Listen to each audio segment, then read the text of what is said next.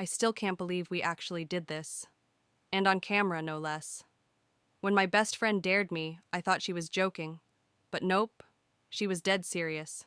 And before I even had time to think it through, we were out in the field, setting up the camera, our horse standing there like he knew we were up to something ridiculous. It all started as a normal day. Just me, my best friend, and our horse Duke, a big, goofy, stubborn guy who somehow always manages to be in the middle of our craziest ideas. We were supposed to just be hanging out, maybe going for a ride, when she suddenly turned to me with that mischievous look in her eye. That look always meant trouble. "I dare you," she said, crossing her arms, "to do this with Duke." I laughed at first, thinking she was just messing with me, but then she pulled out her phone, ready to record, and I knew she wasn't backing down. "No way," I said, shaking my head.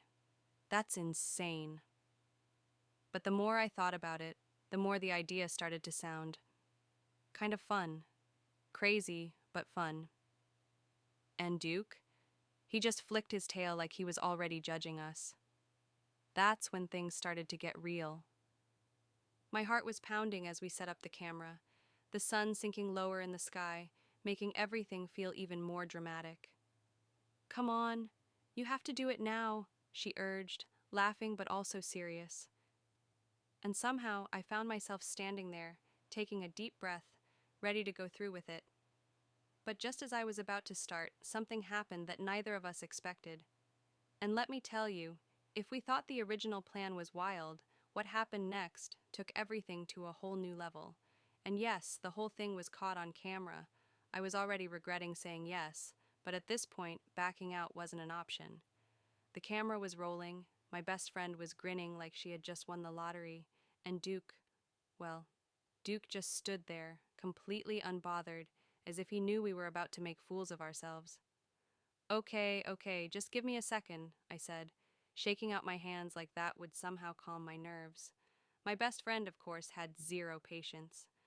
"Nope, no thinking, just do it," she said, barely able to contain her excitement. I took a deep breath, trying to psych myself up. The thing is, it wasn't just the dare itself that made me nervous. It was the fact that this was being filmed.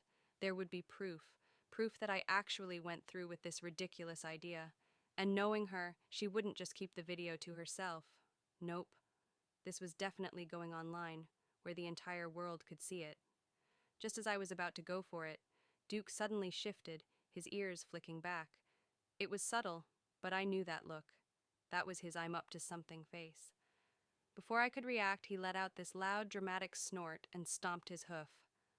My best friend and I both froze. "What's his problem?" she whispered, suddenly not laughing anymore. Duke wasn't spooked. He wasn't the type to get scared easily. No, this was different. It was like he was trying to tell us something. The air felt different now, like we had accidentally stepped into a moment we weren't supposed to be part of. The field was quiet, except for the soft rustling of leaves, the kind of quiet that makes you second-guess everything. I glanced at my best friend, and for the first time she looked unsure.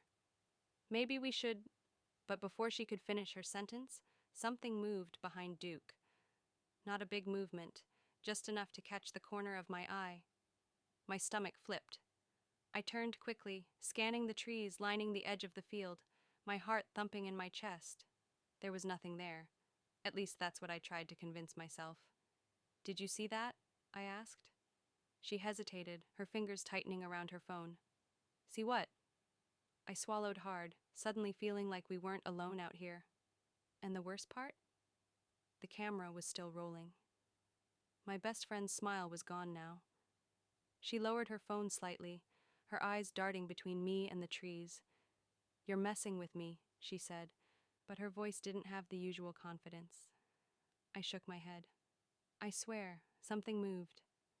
Duke let out another sharp breath, shifting his weight like he was restless. He wasn't acting scared, but he wasn't relaxed either. He knew something was off.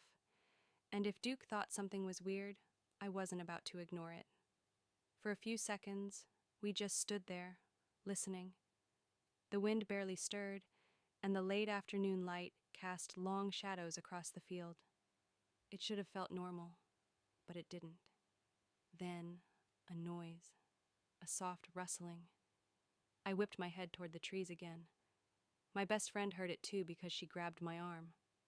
"Okay, what was that?" she whispered. My pulse hammered in my ears. It wasn't the wind. The leaves barely moved, and it wasn't Duke. He was standing still now, his ears locked forward, watching the same spot we were. For the first time since this started, I wished we hadn't set up the camera. I wished we weren't recording this, because if something was really out there, then that meant it was watching us. Duke stomped his hoof again, more forceful this time. My best friend flinched. "Maybe we should just go back," she said quickly. "Forget the dare. This is weird." But I couldn't move. Not yet. Because just then, right as I was about to turn away, I saw it. A shape. A shadow. Something shifting deeper in the trees. And this time I knew I wasn't imagining it. My breath caught in my throat. I didn't move. I didn't even blink. The shape in the trees was barely visible, just a darker patch against the shadows, but I knew it was real. It wasn't my imagination playing tricks on me. Something, or someone, was there. Duke let out a low, rumbling snort and took a step back, his muscles tensing. My best friend grabbed my arm tighter. "Okay, seriously, we need to go," she whispered, her voice shaking now. But I couldn't tear my eyes away. The air felt heavier, charged with something I couldn't explain. Every instinct screamed at me to run, but at the same time, I wanted to know what we were dealing with. Then the shape moved. Just a little, but enough to send my heart into overdrive. A branch snapped underfoot. My best friend sucked in a sharp breath. "Did you hear that?" I asked, even though I already knew the answer. She didn't reply. She was too busy fumbling with her phone, trying to stop the recording with shaky fingers. But before she could, Duke suddenly reared up, his front hooves lifting off the ground as he let out a loud, panicked whinny. That was it. That was the breaking point. My best friend let out a scream and bolted, grabbing my wrist and dragging me with her. The camera was still rolling, but I didn't care anymore. All I knew was that Duke never reacted like that unless something was seriously wrong. And just as we turned to run, I swore I saw it again, closer this time. A shadow shifting, something watching, and it was coming toward us. We ran. I didn't think, didn't look back, just ran, my best friend's grip tight on my wrist, pulling me forward. Duke's hooves pounded the ground behind us, his breath loud and sharp. He wasn't waiting around either.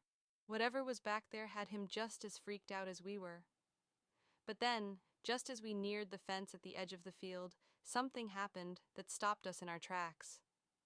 Duke skidded to a halt, nearly knocking me over. His whole body tensed, his ears pinned back, and his eyes locked onto something ahead. My best friend crashed into me, both of us stumbling as we turned to see what had frozen him. And that's when we saw it. A figure, standing in the path, not deep in the trees, not hidden in the shadows, right there, blocking our way. My lungs refused to work. For a second, I thought maybe my brain was making this up, that fear had twisted the shadows into something that wasn't real. But my best friend saw it too. I knew because she let out a shaky breath and whispered, "No way." The figure didn't move. It just stood there, its outline barely visible against the fading light. But the way it was positioned, the way it seemed to be waiting, that was what made my skin crawl. Duke took a step back, nostrils flaring.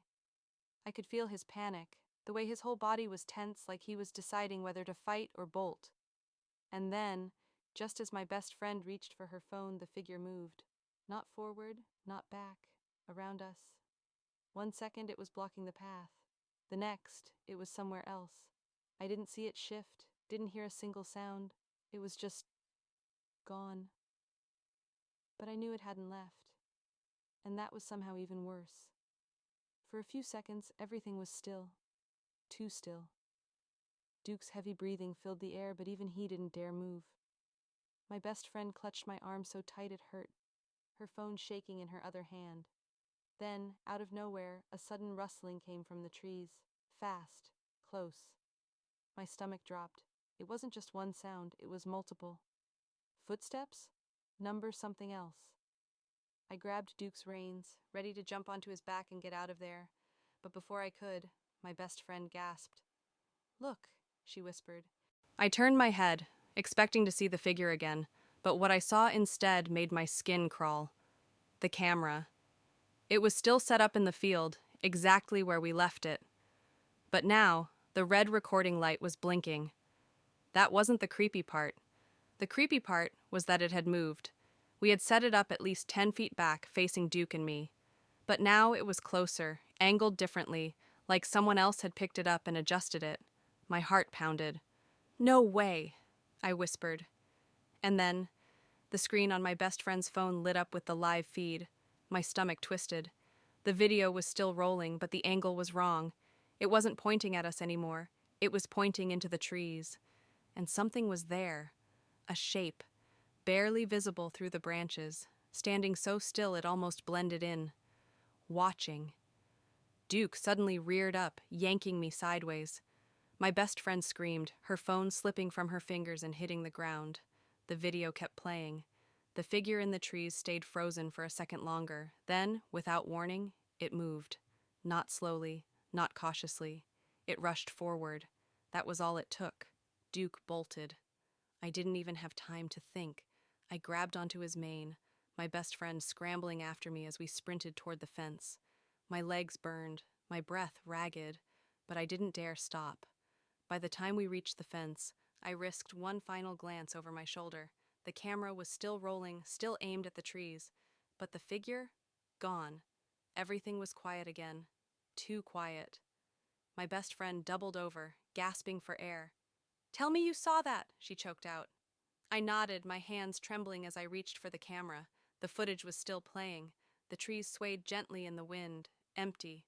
But just as I was about to turn it off, the screen glitched. For less than a second, there it was again, closer and smiling. I couldn't breathe, I couldn't move. My best friend must have seen it too because she grabbed my arm again, her fingers digging into my skin. The screen on the camera flickered once more, then went dark. No error message, no warning, just off. For a long moment, neither of us said a word. Duke shifted beside me, still tense, still alert, but calmer now that we were farther from the trees. The sky had darkened, and the last bit of daylight was fading. We needed to leave. My best friend finally broke the silence. "That was real," she said, her voice barely above a whisper. It wasn't a question. I swallowed hard and nodded. Yeah. We didn't bother discussing it further. There was nothing to discuss. We both knew what we had seen, what the camera had caught, and neither of us wanted to stick around any longer to find out more. Without another word, we grabbed our things and led Duke back to the barn. The entire walk back, I kept glancing over my shoulder, half expecting to see that shape standing at the edge of the trees. But there was nothing, just the quiet rustling of the wind and the distant hum of crickets. By the time we reached the barn, we felt a little safer. The familiar smells of hay and leather grounded us, making everything that had just happened seem a little less real. But the unease lingered. My best friend picked up her phone. The screen cracked but still working. She hesitated, then pressed play on the last few seconds of the video. The footage played normally at first. Just trees, wind, nothing unusual. Then, right before the camera cut out, the glitch happened again. And for that brief, terrifying moment, the face flickered back onto the screen. A face we didn't recognize. A face that wasn't supposed to be there. And the worst part? It was still smiling. She slammed her phone down, her breathing shallow. "Delete it," she said quickly. "Just delete everything." I wanted to. Every part of me wanted to erase it, pretend this never happened. But my fingers hovered over the button, hesitation creeping in. What if this wasn't over? What if, even after we left, something was still watching? I took one last glance at the dark screen before finally pressing delete. But deep down, I had a feeling we hadn't seen the last of it.